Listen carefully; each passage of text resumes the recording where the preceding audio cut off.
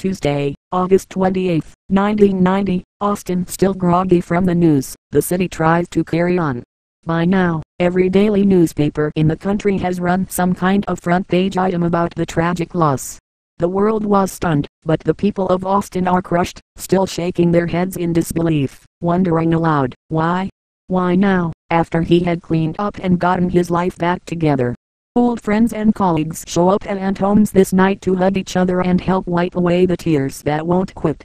Doug Sam, David Grissom, Paul Ray, Little David Murray, Derek O'Brien, Van Wilkes, Marcia Ball and dozens of other Austin notables get up and play for Stevie Ray. And they recall both the lean years and the good times. Natalie Zoe remembers Stevie Ray as the nice guy who lived across the street in a funky shack-rappy house on Thornton Road, near the railroad tracks. We were all young and broke back in the late 70s, she says. None of us on that street had any air conditioning, and it was hot, 8 months a year. So we did a lot of hanging out on porches, picking guitars and trying to stay cool. I was playing steady gigs then, and he used to help me haul my gear out of the house and into my car. He was always very gentlemanly, very neighborly. Just a nice, sweet guy. Eddie Munoz, an old friend who played guitar in the early 80s band the Plimsowls, recalls SRV's uncanny ability to communicate directly through his instrument. Stevie was a rarity. There are very few people who have that much soul and that much power who can command that much attention just by plugging in a guitar. I remember one time, a couple of years before he got signed, I was on tour with the Plimsowls and ran into him in New Orleans. We were hanging around the French Quarter and we walked into this open-air club where a blues band was playing. There were only 3 people in the audience, and Stevie Ray had his guitar with him, so the band let him sit in. And within 5 minutes, man, there was a crowd of 100 people milling around outside, staring at this guy piping out this hot stuff on guitar. It was wild, man. The guy could always draw crowds by plugging that thing in. But he didn't carry any big pretense about it. He used to say to me, I don't know where it came from. It just happened. My brother Jimmy showed me some stuff and then it was like the dam broke. He was a great guy and a decent human being, Munoz continues, still reeling from the news. He was just so shy and unassuming, until you put a guitar in his hands. He lived for playing that guitar. Everybody's jaw dropped whenever he played. There are those people who are just so blessed, one person out of millions who can touch the instrument and it sings for them. He always had that. Guitarist Van Wilkes remembers SRV as someone who transcended the various musical cliques around Austin. You had all these factions here in the early 80s, the Antone's straight blues scene, the country scene, the new wave college scene, the younger hard rock and heavy metal scene. But Stevie was able to transcend all of that without even being aware of it. He had respect from everybody in all those genres and scenes. Wilkes catches himself using the past tense in reference to Stevie Ray.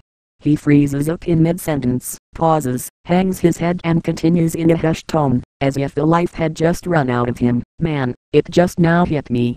Wednesday, August 29, 1990, Austin. A young man slowly guides his wheelchair through the Austin Airport terminal. Long blonde hair hangs to his shoulders.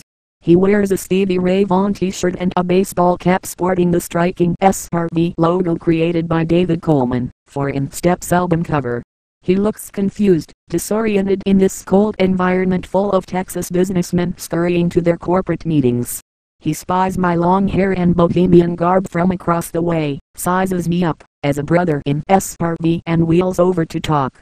The first words out of his mouth are, "Hey, man, where's the funeral?" He's Doug Castor, a 33-year-old fan who has made the pilgrimage to Austin from Pittsburgh. Like other SRV fans from around the country, he wrongly assumed that Stevie Ray was born here. In a musical sense, Stevie Ray was born in Austin, and the town has certainly claimed him for its adopted son. But I inform him that the funeral will be held Friday, at noon, in Dallas. Dallas? Shit. How am I gonna get to Dallas? With that, he spins his chair 180 degrees and wheels over to the Avis desk, where he inquires about handicapped-equipped rental cars. I really can't afford this, he tells me, but I just gotta be there. His music touched me in an important way. That night at the Steamboat, another Austin guitar hero, Eric Johnson, dedicates his set to Stevie Ray. Another cathartic act in a town coming to grips with cold, harsh reality. Thursday, August 30th, 1990, Dallas en route to a candlelight vigil in Oak Cliff. I tune in on FM to catch DJ Dano's tribute. Here's some live Stevie Ray recorded last year in Dallas with Robert Cray. He mutters in funereal tones, pausing a few seconds before adding, "The last solo is screaming." I pull into the park of the South Dallas neighborhood, where Stevie Ray grew up. A red pickup truck with "Life Without You" emblazoned in white paint on the hood informs me that this is the right place. I park and walk toward the flickering lights. In the distance, a few hundred mourners are circled around a huge tree in the middle of a grassy meadow. Dozens of white candles placed around the fig tree trunk bathe the sad faces in an eerie glow. This is no beer-guzzling, carousing hang. The mood is respectful, peaceful. Heads bowed, some hold hands in silence, as the flames illuminate a series of photographs placed at the base of the great tree. Among the pictures is a telling shot of a 15-year-old little Stevie playing a guitar. Same posture, same attitude. Even back then he had the look. Vigil organizer Christian Brooks speaks softly of growing up with Stevie and Jimmy in Oak Cliff. A part-time drummer and full-time custom leather craftsman, he made the SRV strap that Stevie Ray wore proudly for so long. He recollects a true blue friendship that began at Kimball High and continued through the years. Suddenly the reverential silence is shattered by a man overcome with grief. He steps into the ring of mourners and starts to testify, "I grew up with Stevie Ray. And I just want to say that I loved Stevie Ray Vaughan."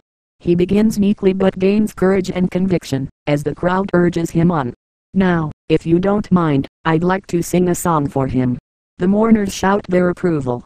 He closes his eyes, summons some inner reserve, and belts out a psalm with sanctified intensity. Several in the crowd raise their hands to the sky, praising God, tears streaming down their faces.